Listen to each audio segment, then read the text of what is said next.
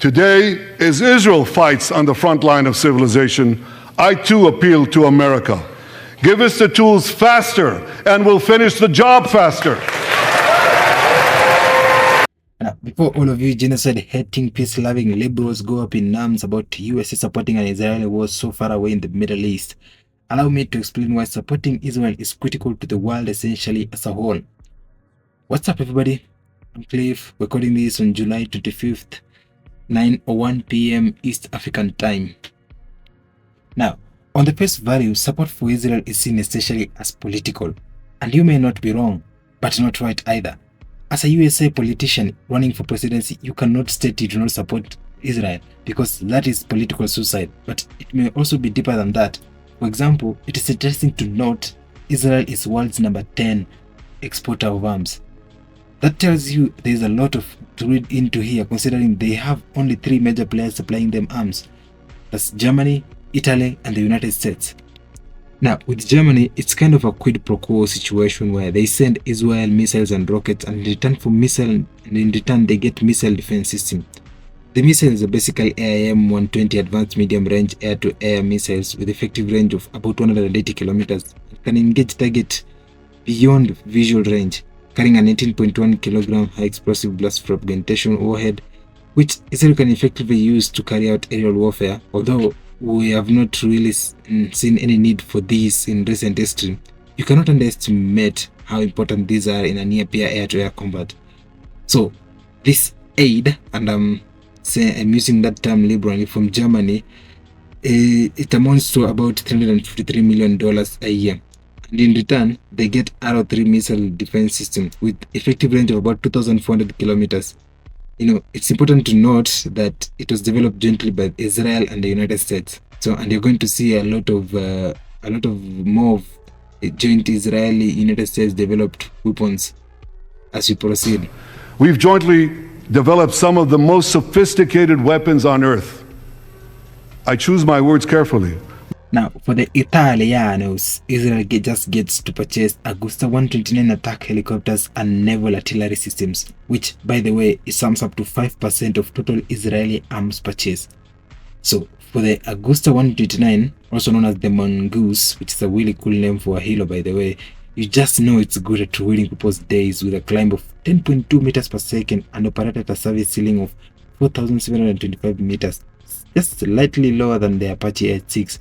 At about 6,425, tough bastards too, but it carries a variety of armaments like the 2 anti-tank missile, 70mm rockets, 20mm cannons, and a Stinger air-to-air missiles to, ruin an enemy pilot's day, be it a hill or a fixed-wing aircraft. And in return, Italy gets Spike anti-tank guided missiles and aircraft simulators like AW119KX training helicopters. Again, the term aid does not fit here at all.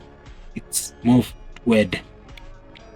Now, last but not least, we have the mighty United States of A, home of the free and immigrant, second to none, no healthcare, and the founders of guided democracy.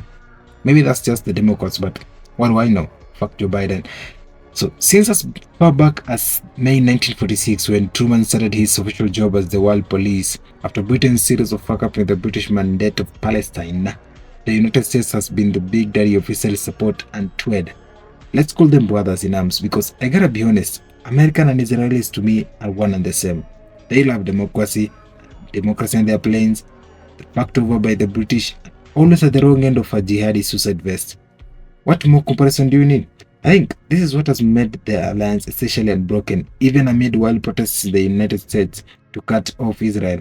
Because again, it's not aid, it's not trade, it's a partnership in which each side benefits more or less equally, if the United States doesn't benefit more. So what does the United States give out? 1. Guided and unguided bombs carried by fighter aircrafts like the Mk-84 bunker buster that had some action with tunnels in the Gaza Strips and sometimes underground nuclear facilities in Iran. They also send a Hellfire missile, which is a precision-guided ticket to the afterlife that can be fired from attack helicopters or drones depending on the mission, which, one thing is for certain, they spell pure and utter devastation in their wake. Number 3, we have fighter jets.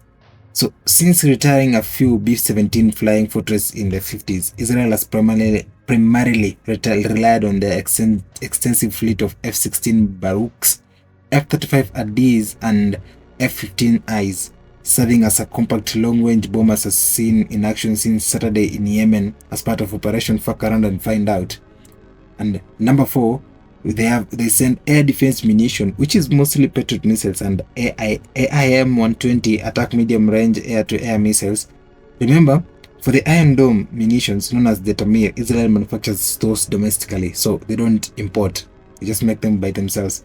Then we have number 5, we have Sikorsky CH-53K heavy lift helicopters, which can lift up to 16.3 tons. That is vehicles, cargo, and troops for over 852 kilometers. That is impressive. And other types of helos include everyone's favorite Black Hawks, that for troop transports, and absolute beast of a helo called the Apache AH-6 attack helicopters, which it complements the Agusta from Italy. So they are constantly battle tested and improved here in Israel, because Israel is almost all the time at war, and then the research is sent back to the United States, which they use to improve the equipment. And last but not least, we get unguided bombs for any enemy runways and other flight aspiration, e.g. the BLU-109s. And so in all this, what does the US get in return? Spoiler alert, not free healthcare plan or a closed border. They have unwavering support and a clap on the back, maybe, but just kidding. Or maybe a spot in heaven. But that is concerning, considering what the US does.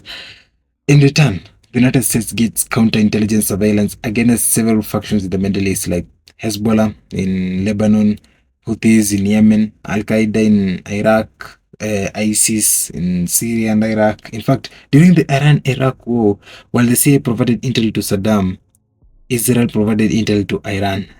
They even provided them with a nuclear reactor, and which led to the Iranian nuclear program. But that's a story for another day. It kind of makes you wonder how the turns up tabled. So, in addition to that, they jointly develop missile defense system, and Israel gives the United States the Arrow defense system, the Iron Dome, and the David Sling, because they primarily develop that and test in Israel, which, by the way, they are the most battle-tested and proven equipments of war made by Israel. And then, considering the war in Ukraine and the rise of Houthi attack one-way drones, that is going to really come in handy when it comes to World War III.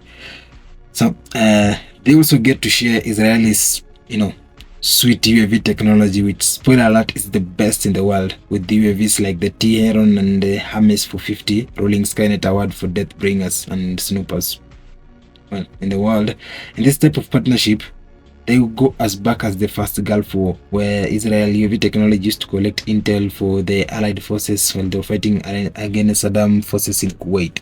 Now, what really makes Israel number 10 exporter of arms in the world? They make UAVs, UAV missiles, Spike anti-tank missiles, which is their version of Javelin, and also, remember, Israel Weapon Industries was founded far back in the 1930s. They have made famous arms in the world like Uzi machine guns, which was produced like 10 million worldwide, and they participated in several theaters of war. Jericho 941 pistol, which is a standard issue, by the way. Negev light machine gun, also standard issue, military grade. Tavo assault rifle, which is the equivalent of FNGSCA or M4, is an Israeli M4, and they export it to countries like India, Azerbaijan, and Vietnam. And you'll notice India and Israel, they have a lot in common than people tend to admit, but they are very lot in common. So it's not fair to say that US is funding a war in Gaza. Israel has funded the war on terror for 20 years. This is just Israel collecting a debt owed. Alright, that's it for now, guys. Thanks for watching. Remember to like and subscribe, and maybe leave a comment. Tell me what you think. I'd appreciate your opinion. Peace.